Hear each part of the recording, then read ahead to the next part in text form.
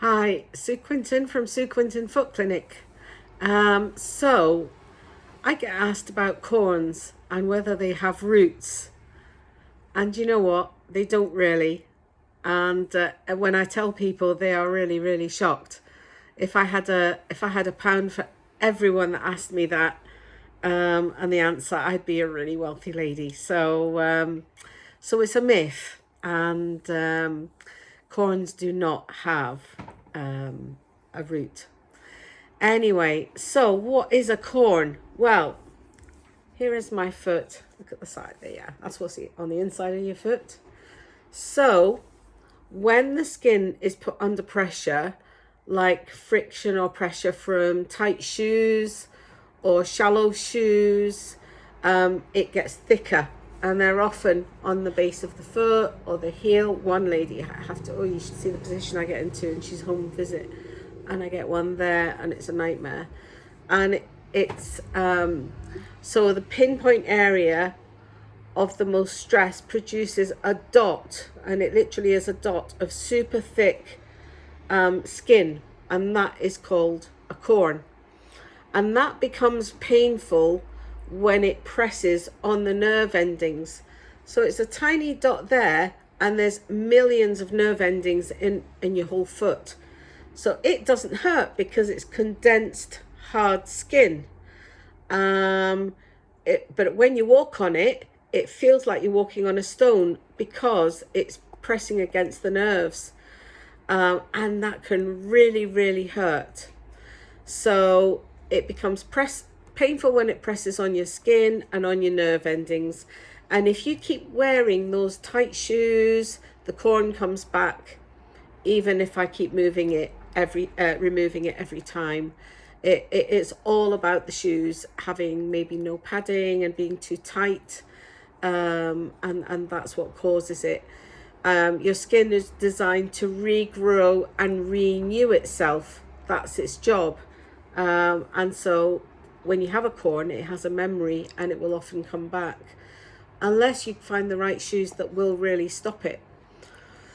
So yeah, and also they can cause so many problems in other ways, where say it's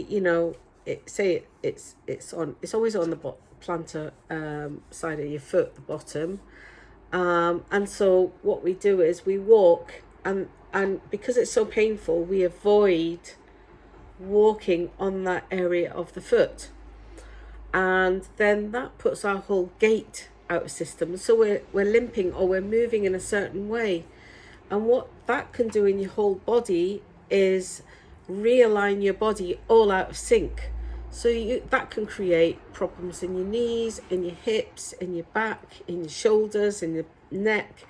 It long term, if you don't get that treated and dealt with, it can really, really cause a lot of damage in your body. Now, people often mistake corns for verrucas because they present similar, actually. I've had people who've been treating a verruca for years, and verruca treatments are acids, so the acid will burn the skin, and then they'll come to me, and it's not even a verruca, it's a corn. And so that's been really common, and it's been misdiagnosed by somebody years ago, and yeah, it's caused a lot of complications in their feet and a lot of damage as well. So always make sure you come to a professional to get it properly diagnosed.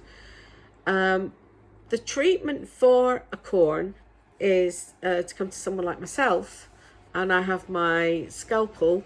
Now, I know when people look at it, their eyes pop out their heads, but actually taking a corn out doesn't hurt because I'm taking out dead skin. It's an area of dead skin, really, really, it's intricate, it's very careful. So I'm taking out the dead skin.